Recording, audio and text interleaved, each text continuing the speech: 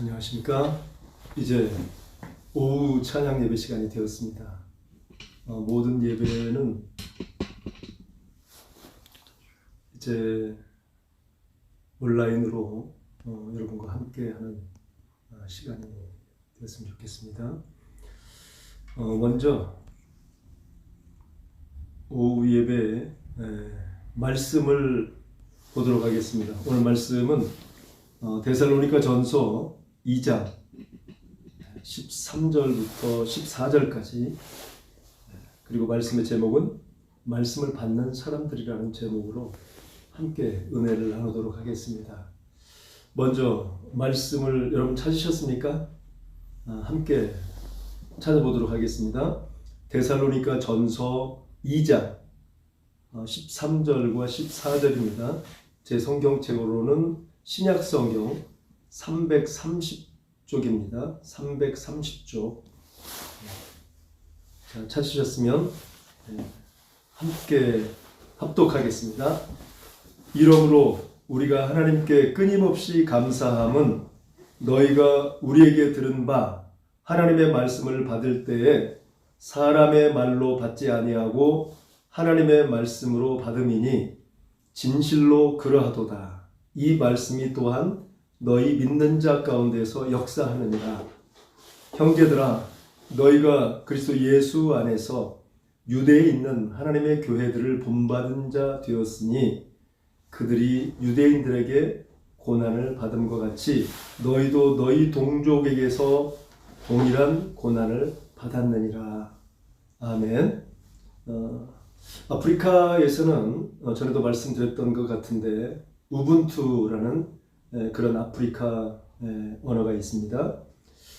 이것은 내가 있기에 내가 있고 우리가 있기에 또한 내가 있다라는 뜻을 가지고 있습니다. 어떤 사람이 아프리카 어린 아이들에게 너희들이 여기에서 달려서 1등으로 오는 그런 아이에게는 내가 과일을 선물로 주겠다. 그런데 아이들이 특이한 현상이 벌어졌죠. 달리다가 함께 손을 붙잡고 같이 꼬린 지점으로 통과했습니다. 자, 이게 바로 우분투, 그들의 사고방식이죠. 그러니까 항상 우리라는 개념, 내가 있는 것은 우리가 있기 때문이고 내가 있는 것은 네가 있기 때문에 내가 존재한다. 그러한 좋은 단어입니다. 자, 교회도 이와 같은 모습을 가져야 되겠죠. 우리는 주님의 몸입니다. 서로 떠나 있을지라도 그리스도 안에서 함께 연결되어 있습니다. 하나된 우리가 해야 할 일은 함께 연합하고 그리고 머리 대신 주님의 영광을 위해 나아가는 길입니다. 교회는 형제가 서로 연합할 때 주님의 몸된 교회는 든든히 서가는 것입니다.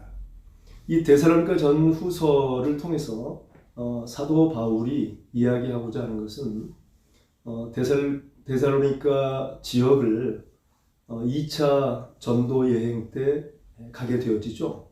그런데 거기에서 새 일회 동안, 새 안식일 동안 성경을 강론합니다. 강론하는 과정에 유대인들이 와가지고 이 사도 바울과 또 형제들을 계속해서 핍박하고 박해하고 위협을 하죠. 그래서 결국은 그 데살로니가 지역에서 오래 있지 못하고 결국 피할 수밖에 없는 그런 상황이었습니다. 그러나 잠시 복음을 전했을지라도 나중에 이 데살로니가 교회에서 들려오는 소식을 들었을 때 무슨 소식이 들어왔냐면 이제 1장에 나와 있는 그 소식인데요. 1장 3절에 너희의 믿음의 역사와 사랑의 수고와 우리 주 예수 그리스도에 대한 소망의 인내를 우리 하나님 아버지 앞에서 끊임없이 기억합니다. 이들은 불과 얼마 되지 않은 그러한 시간으로 복음을 받았지만 그들이 진정 하나님의 말씀을 받음으로 말미암아 사랑과 믿음과 소망으로 거듭난 그러한 성도들의 모습을 볼 수 있었던 것이죠. 그래서 사도 바울은 그들의 믿음을 칭찬해주고 있는 것입니다. 그들이 데살로니가 교회 교인들이 어떻게 서로 연합하고 또 하나가 되어서 그러한 믿음의 길을 걸어갈 수 있었을까? 그것은 1장 6절과 7절에 보면 알 수가 있는데요. 또 너희는 많은 환난 가운데에서 성령의 기쁨으로 말씀을 받아 우리와 주를 본받은 자 되었으니 그러므로 너희가 마게도냐와 아가야에 있는 모든 믿는 자의 본이 되었다. 그렇게 얘기하고 있습니다. 그러니까 먼저 이들에게 있었던 것은 말씀을 받았다는 거예요. 말씀을 받았는데 우리 주를 본받은 자가 되었다는 거예요. 예수님의 걸어가셨던 그 길, 믿음으로 가셨던 그 길을 본을 받고 그리고 이들이 말씀의 역사하심을 통해서 신앙이 새롭게 세워지면서 그 근동 지역에 있는 모든 사람들에게 믿음의 본을 보여줬다. 그렇게 얘기하고 있습니다. 그러니까 가장 중요한 것이 말씀을 받았다는 것입니다. 말씀이 있었기 때문에 그들이 나중에 많은 그 지역, 아가야 지역에 있는 많은 사람들에게 믿음의 본을 보여줄 수가 있었다. 그래서 결국은 이 데살로니가 지역, 데살로니가 교회를 통해서 많은 사람들이 낭망하고 또 실족하고 그리고 믿음에 쓰러졌던 그런 사람들이 다시 도전을 받고 믿음의 길을 걸어갈 수 있도록 그런 역할을 했다는 것입니다. 결국 우리도 이 말씀을 받아야 되고 이 말씀은 서로 하나 되게 만들어주는 역할을 합니다. 그래서 한 분이신 주님을 같은 믿음과 같은 말씀으로 받을 때 결국 우리는 하나가 되어지고 또 하나라는 그런 의식을 갖게 되어지면 서로 위해서 기도해 줄 수 있고 또 믿음의 길을 걸어가는데 혹시라도 낙심하고 좌절할지라도 그런 모든 어려움을 극복해낼 수가 있는 것입니다. 자, 그렇다면 이들이 말씀을 받았는데 말씀을 받게 되어지면 어떤 현상이 나타나는가? 첫 번째는 말씀을 받으면 고난을 이길 힘이 생긴다는 것입니다. 오늘 본문 14절 말씀에 보면 형제들아 너희가 그리스도 예수 안에서 유대에 있는 하나님의 교회들을 본받은 자 되었으니 그들이 유대인들에게 고난을 받음과 같이 너희도 너희 동족에게서 동일한 고난을 받았다. 그렇게 얘기하고 있습니다.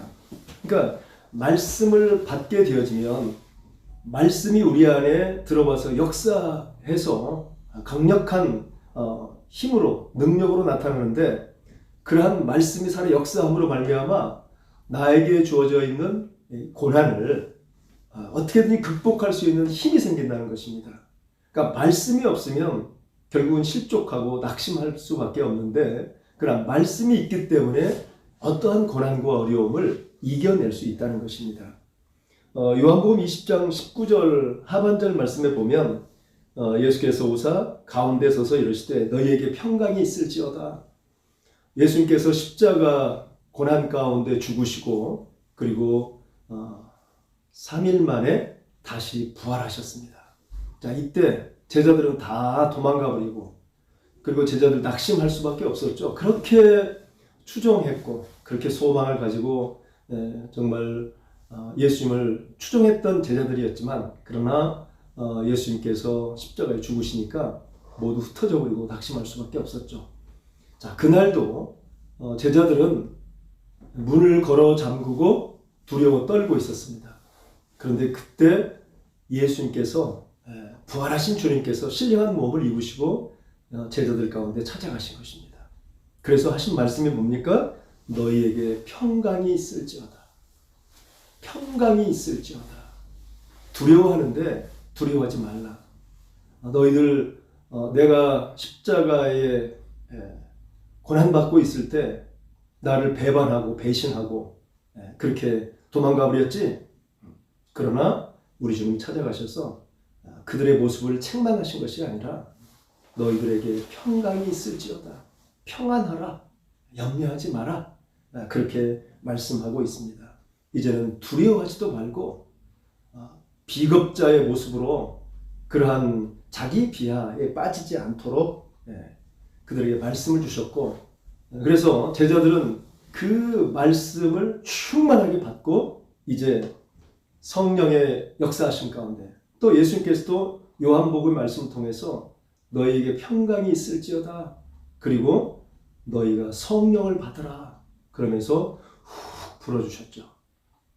이 제자들은 그때까지는 비겁자였고 도망자였고 배신자였습니다. 그러나 우리 주님의 평안의 말씀을 듣고 또 성령을 받고 난 뒤부터는 변화되기 시작했습니다.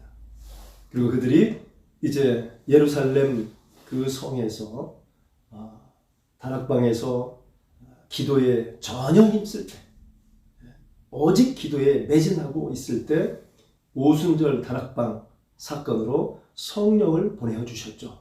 자, 성령을 받은 그들이 이제 정말 새롭게 변화되기 시작했습니다.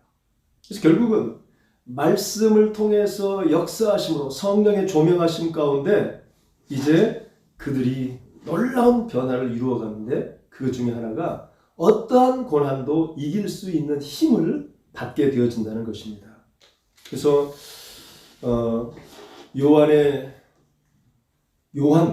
요한만 빼놓고 나머지 11 제자들은 마지막 어떤 삶을 살아갑니까? 결국 순교의 제물이 됩니다. 기쁨으로 순교합니다. 주님께서는 말씀을 믿는 성도에게 고난과 역경을 이겨낼 능력을 주십니다. 말씀으로 무장한 이 사도 바울은 어떠한 악의 세력과 또 위협과 살기가 등등한 그러한 공격과 시험에 절대 무너지지 않았습니다. 따라서 그는 데살로니가 교인들도 자신과 같이 믿음과 말씀으로 무장하기를 바랐던 것입니다. 로마서 8장 35절 말씀에 보면 누가 우리를 그리스도의 사랑에서 끊으리요? 환난이나 곤고나 박해나 기근이나 적신이나 위험이나 칼이랴. 어떠한 것도 어떠한 고난도 그리스도의 사랑에서 끊을 수 없다. 결국은 우리 주님의 그 크신 사랑이 제자들과 함께함으로 말미암아 그들이 고난 가운데 이겨낼 수 있는 힘을 얻게 되어지는 것입니다. 그래서 사실은 우리가 세상에서 실패하고 넘어지지 않는 사람은 없습니다. 오히려 넘어지는 것이 당연한 것이죠. 그런데 이제 중요한 것이 있죠. 올리버 골드스미스는 이렇게 이야기합니다. 우리 인생의 최대 영광은 한 번도 실패하지 않는 데 있는 것이 아니라 넘어질 때마다 다시 일어나는 것이다.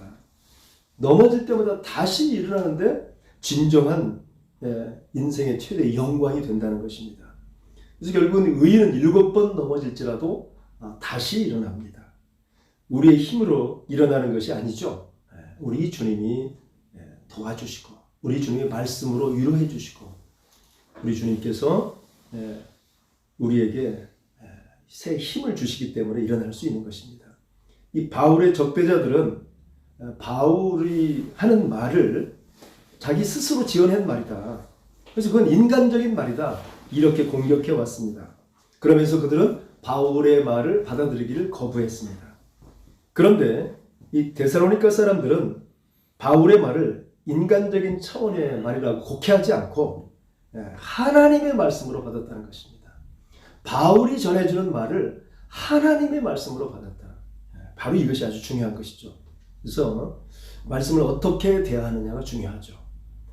데살로니가 사람들은 하나님의 말씀을 받을 때 사람의 말로 받지 않고 하나님의 말씀으로 받았습니다. 말씀에 대한 태도가 결국은 삶에 대한 태도에 영향을 주게 되어 있습니다. 그래서 결국 그들은 말씀을 받음으로 고난 앞에 쓰러지지 않았습니다. 쓰러졌을지라도 그들은 다시 일어났습니다. 그래서 결국 믿음의 역사와 사랑의 수고와 소망의 인내를 가지고 그들은 주님을 본받는 그러한 삶을 살아냈고, 그리고 많은 지역에 믿음의 본을 보이며 나갔던 것입니다. 자, 말씀은 또한 어떤 역할을 해주냐면 세상을 바라보는 눈을 바꿔주는 역할을 합니다. 다시 말해서 우리가 어떤 일을 당할 때, 어떤 일을 겪을 때 세상적인 관점에서 모든 것을 해석하고 받아들일 때가 많이 있죠. 그런데 중요한 것은 우리 믿음의 사람들은 그러한 고난을 당할 때 이 세상의 모든 일들을, 또 세상의 많은 어려움과 또 장애물들, 사건, 사고들을 말씀으로 재해석할 수 있는 눈이 열려진다는 것입니다. 그리스도인이라면 우리가 겪는 모든 삶의 과정이 하나님의 손 안에 있음을 알아야 합니다. 때로 좋은 일을 만나고 모든 것이 형통할 때도 있지만 어떤 때는 손해를 보고 그리고 아픔과 고난을 겪기도 합니다. 그러나 우리가 경험하는 모든 일이 하나님의 섭리임을 안다면 이 모든 것이 우연히 일어나는 것이 아니라 하나님께서 섭리 가운데 이루어 가신다는 사실을 우리가 알게 된다면 고난을 통해서도 우리가 유익을 얻을 수 있는 것입니다. 우리는 고난 앞에서 자신의 죄를 깨닫고 또 회개할 수가 있습니다. 더 나아가서 아픔과 실패가 나를 더욱 단단하게 훈련시키는 하나님의 연단임을 깨닫고 오히려 감사할 수 있게 되어집니다. 그러면서 하나님께서 보시기에 아름다운 삶의 모습으로 하나하나 빚어져 가는 것입니다. 그리고 그리스도의 장성한 분량으로 자라가게 되는 것이죠. 자, 바울은 숱한 고생을 당하면서도 단 한 번도 하나님을 원망하거나 불평하지 않았습니다. 오히려 고난 중에서도 늘 기뻐하고 감사하고 그리고 기도했습니다. 그래서 이 데살로니가전서 5장 16절부터 18절 말씀에 보면 그는 이런 말을 하죠. 항상 기뻐하라. 쉬지 말고 기도하라. 범사에 감사하라. 이는 그리스도 예수 안에서 너희를 향한 하나님의 뜻이다. 말씀하고 있는 것이죠. 사도 바울은 그동안에 말씀을 받고 그가 주어진 사명을 감당하는 과정에 많은 고난을 당하죠. 그러나 고난을 당했을지라도 그는 절대 주님을 원망하거나 불평하지 않고 그 고난에 절망하거나 낙심하지 아니하고 끝까지 오히려 기뻐하고 그리고 감사하고 기도하며 나갔던 것입니다. 이것이 우리 믿음의 사람들이 걸어야 할 길이겠죠. 바울은 데살로니가 지역에 가서 세 일해 동안 말씀을 잘 강론합니다. 그래서 잘 강론함으로 말미암아 이제 그들이 그 말씀을 받고 이제 세상에 나아가는데, 세상 나갔을 때 세상 사람들이 그들을 뭐라고 얘기하냐면 천하를 어지럽게 하는 사람들이다 라고 이야기를 합니다. 자, 데살로니가 교회에서 사도 바울의 말씀을 듣고 복음을 듣고 예수님을 알게 되었고 또 예수님이 가셨던 그 길을 아는 그러한 데살로니가 이 교회인들, 이들의 삶이 어떻게 변화되었는지 이들이 바로 천하를 어지럽게 하는 사람들이다 라고 이야기를 합니다. 특히나 바울과 형제들에게도 더 해당되는 말이겠죠. 그러면서 사실 이 천하를 어지럽게 하는 이들이 무슨 말을 했을까요? 그들이 하는 말은 아주 간단했죠. 예수님이 그리스도다. 예수가 바로 그리스도다. 그리고 예수님이 왕이시다. 물론 가이사 로마의 그 황제가 있었지만 그러나 다른 임금 그분이 곧 예수다 라고 이야기를 했던 것입니다. 그래서 이 말씀에는 강한 힘이 있습니다. 은혜와 능력이 있고 위로와 소망이 있고 용기와 평강이 있고 은사와 사명이 있습니다. 이 사도 바울은 부활하신 주님을 다메섹 도상에서 만나고 사명을 깨닫고 그리고 결코 고난에 물러서거나 주저앉지 않았습니다. 때리면 맞고 또 죽이려고 하면 또 피하고, 또 붙잡힐 급박한 상황에서도 성에서 심지어 바구니를 타고 내려오는, 빠져나오기도 했습니다. 그럼에도 불구하고 사도 바울은 사명을 포기하지 않았습니다. 그저 복음 전하는 일에는 그 어떠한 일에도 마음을 빼앗기지 아니하고 그는 그 복음 전하는 일에 최선을 다했습니다. 여러분, 주보의 칼럼을 이번에 실었는데요. 이진희 목사의 광야를 살다라는 그런 책을 통해서 칼럼을 발표를 했습니다. 여기에 보면 고든 맥도날드라는 목사님이 내면 세계의 질서와 영적 성장이라는 그런 책이 있어요. 근데 여기에서 그는 뭐라고 얘기하냐면, 내면의 정원을 가꾸려면 고독의 시간이 꼭 필요한데, 그런 시간을 갖지 못하게 방해하는 소음의 무서운 음모를 잘 아는 사람은 별로 없다. 하나님을 대적하는 사탄은 우리 삶의 매 순간을 문명의 소음으로 뒤덮으려고 음모를 꾸며왔다. 그런 소음은 그냥 방치되면 하나님의 음성을 압도하기 십상이다. 하나님과 동행하는 사람은 보통 하나님이 큰 소리로 말씀하지 않으신다는 것을 잘 알고 있다. 이렇게 표현하고 있습니다. 자, 이게 무슨 말입니까? 내면 세계의 질서와 영적 성장, 영적으로 계속 자라가려면 가장 중요한 것이 내면의 정원을 가꿔야 되는데, 내면의 정원을 가꾸려면 자기만의 시간, 고독의 시간이 있어야 된다는 거예요. 다시 말해서 광야 같은 시간이 있어야 된다는 거예요. 그런데 이 광야 같은 고독의 시간을 주게 되어지면 많은 사람들이 주님과 더 깊은 교제를 나누고 주님의 음성을 듣기 때문에 이것을 못 듣게 하기 위해서 사탄 마귀가 어떻게 한다는 거예요?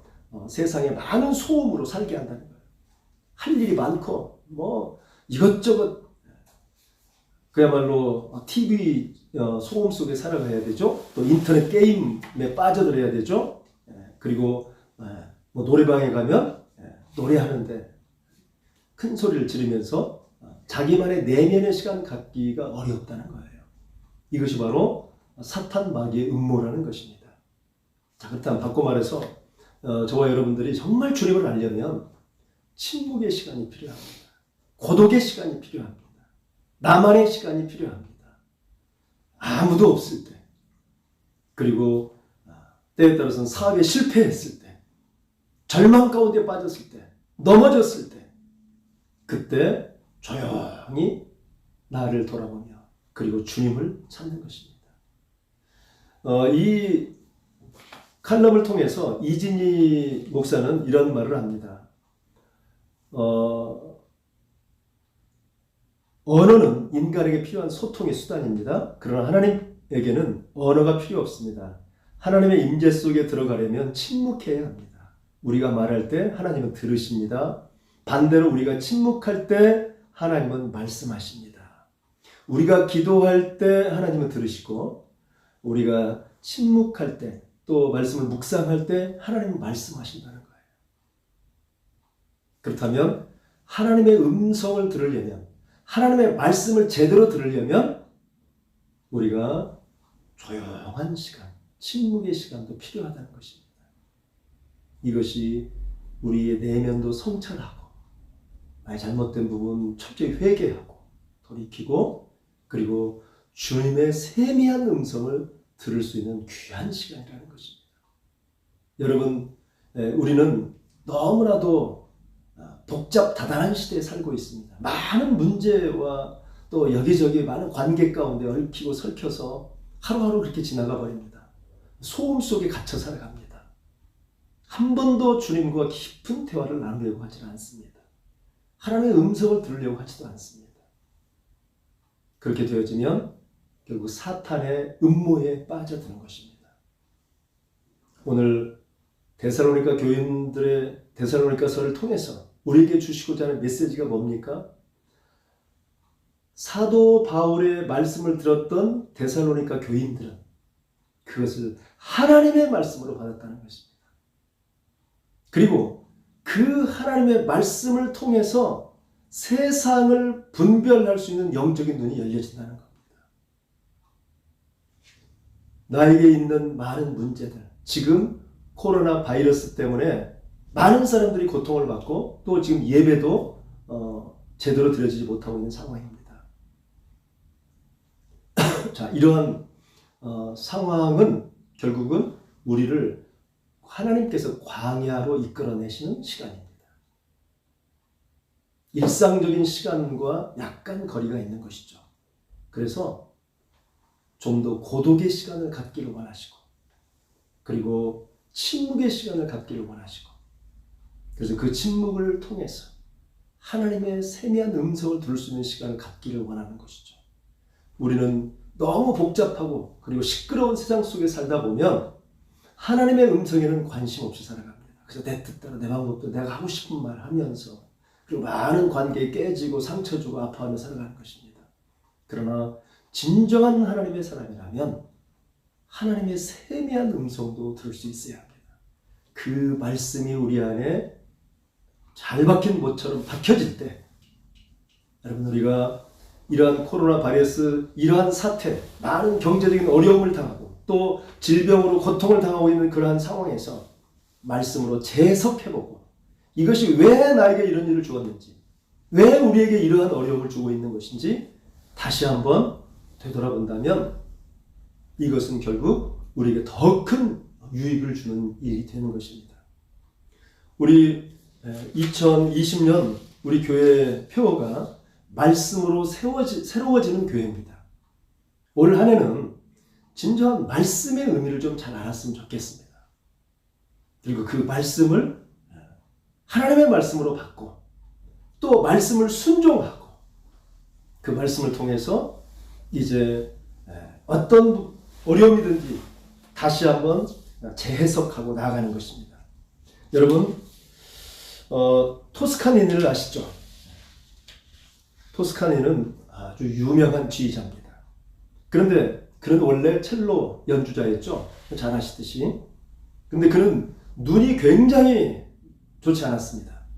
그래서 악보를 볼 수 없는 그런 사람이었습니다. 그가 이제 연주를 하기 위해서는 방법이 없었죠. 악보를 완전히 암기하는 방법밖에 없었습니다. 그게 엄청 고통이었죠. 고난이었습니다. 그러나 그가 악보를 암기를 했습니다. 그런데 어느 날 갑자기 연주를 하기로 작정한 날, 이 지휘자가 병원에 입원하게 되어지죠. 그래서 지휘할 사람이 없었습니다. 누가 지휘를 해야 합니까? 다 곡을 아는 사람이 할 수가 있는 것이죠. 그래서 이 토스카니는 그때 지휘를 하게 되어서, 그게 계기가 되어서 그는 아주 유명한 탁월한 이 지휘자가 됩니다. 자, 그런데 이 토스카니가 이런 말을 남겼습니다. 제가 잠깐 읽어드리겠습니다. 어려울 때 힘이 되신 하나님께 감사하노라. 좋은 환경이 아니라고 해서 불평하지 말자. 좋은 환경만이 좋은 결과를 가져오지는 않는다. 아담은 에덴 동산과 같은 좋은 환경에서도 타락하지 아니하였는가. 고난의 눈물에 대해서도 감사를 드리자. 눈물이 있는 눈으로 하나님을 바라볼 때 더 똑똑히 바라볼 수 있습니다. 하나님께서는 우리가 어려울 때일수록 우리에게 가까이 오셔서 우리를 보호해 주시고 힘이 되어 주십니다. 이런 말을 했습니다. 여러분 어떻습니까? 아무리 좋은 환경이라고 해서 좋은 일이 일어나는 건 아닙니다. 자, 아담과 같은 에덴 동산과 같은 완벽한 그런 동산에서도 그는 타락했습니다. 여러분, 무엇을 핑계대고 있습니까? 무엇 때문에 나는 이 모양 이렇게 될 수밖에 없었다고 변명하고 있지는 않습니까? 우리 하나님의 사람들은 그게 통용되지 않습니다. 오히려 고난이, 광야가 주님을 의지하고 주님의 말씀을 듣고 또 주님으로부터 사랑받고, 그래서 현실을 다시 새로운 시각으로 재해석해 가며 우리 신앙이 성장하고 하나님의 영광을 위해 달려가는 그러한 저와 여러분 되기를 바랍니다. 기도하겠습니다. 하나님 감사합니다. 오늘도 귀한 말씀을 통해서 하나님의 말씀을 받을 때 하나님의 말씀으로 진정한 받을 수 있는 믿음을 주시고, 그리고 이 말씀은 세상을 바라보는 눈을 변화시켜 주시고 바꾸어 주시는 줄 믿습니다. 하나님, 더욱더 우리가 말씀의 묵상을 통해 하나님의 세미한 음성을 듣고 그 말씀이 우리 안에 살아 역사함으로 우리에게 당하는 많은 고난과 아픔과 고통의 시간, 경제적으로 어려운 시간들을 잘 승화시켜 나가 믿음의 용장으로 세워져 가는 그러한 복된 계기가 되게 하여 주시옵소서. 감사드리오며 예수님의 이름으로 축복하고 기도합니다. 아멘.